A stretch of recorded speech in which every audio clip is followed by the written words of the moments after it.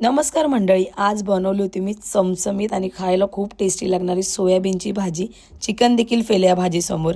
कढई घ्यायची आहे, त्याच्यामध्ये आपल्याला खोबरं ॲड करायचं आहे आणि खोबऱ्याला आपण व्यवस्थित भाजून घेणार आहे. खोबऱ्याचा कलर चेंज होत नाही तोपर्यंत.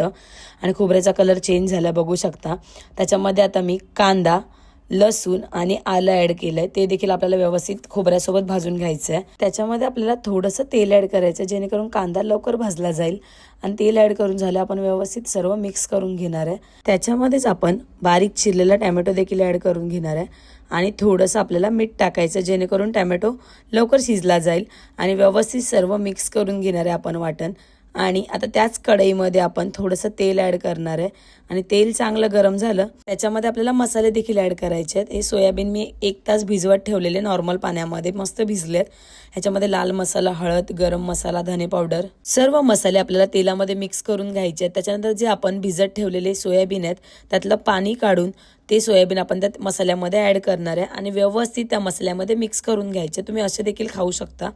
आणि त्याच्यामध्ये आपल्याला थोडंसं वरून मीठ देखील ॲड करायचं आहे. खूप छान लागतात असे देखील सोयाबीन खायला. आणि काढून घेऊया. आणि त्याच कढईमध्ये आपण आता थोडंसं तेल ॲड करूया. आणि त्या तेलामध्ये आपण बारीक चिरलेला कांदा ॲड करणार आहे. कांद्याला आपल्याला गोल्डन होईपर्यंत मस्त तेलावरती फ्राय करून घ्यायचं आहे. कांदा फ्राय झाला की आपण त्याच्यामध्ये टॅमॅटो ॲड करणार आहे. टॅमॅटो फ्राय झाला की त्याच्यामध्ये आपण जे कांदा, खोबरं, टॅमॅटो, आलं, लसूणचं जे वाटण केलेलं ते आपण त्याच्यामध्ये ॲड करणार आहे. आणि त्याला तेल सुटेपर्यंत चांगलं असं आपल्याला मिक्स करून घ्यायचं. त्याच्यानंतर त्याच्यामध्ये धना पावडर, लाल तिखट मसाला, हळद, गरम मसाला, सर्व मसाले टाकून आपण ते वाटण व्यवस्थित मिक्स करून घेणार. बघू शकता तुम्ही वाटणाचा कलर चेंज झाला आहे. थोडंसं वरून तेल ॲड करते. तेल ॲड करून झालं की तेल आपण व्यवस्थित वाटणामध्ये मिक्स करून घेणार आहे. आणि त्याच्यामध्ये मगाशी जे आपण मसालेवाले सोयाबीन होते ते त्याच्यामध्ये ॲड करून ते वाटणाबरोबर सोयाबीन सर्व व्यवस्थित मिक्स करून घ्यायचे आहेत. सोयाबीन वाटणाबरोबर व्यवस्थित मिक्स करून झाल्यानंतर आपण त्याच्यामध्ये 1 ते अर्धा ग्लास पाणी ओतणार आहे. तुम्हाला जसं लागेल त्या अकॉर्डिंग तुम्ही पाणी ओतू शकता. आणि थोडं टेस्टनुसार आपण मीठ टाकणार आहे.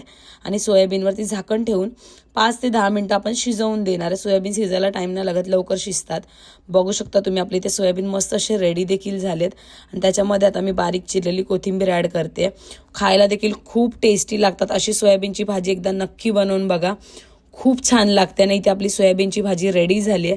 तर कशी वाटते सोयाबीनची भाजी नक्की कमेंट करायला विसरू नका.